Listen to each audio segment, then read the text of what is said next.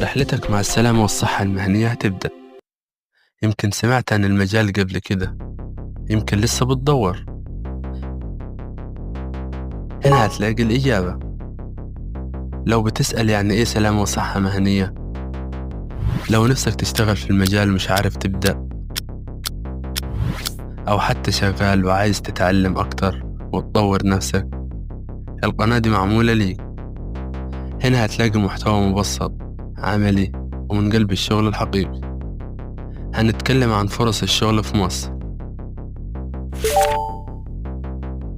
أماكن العمل اللي بتدور على فنيين ومهندسين، خطوات الدخول للمجال حتى لو ما عندكش خبرة، معلومات أساسية هتحتاجها كل يوم في شغلك، ومواقف حقيقية من أرض الواقع. هتلاقي كمان نصايح وفرص وتجارب ناس سبقوك.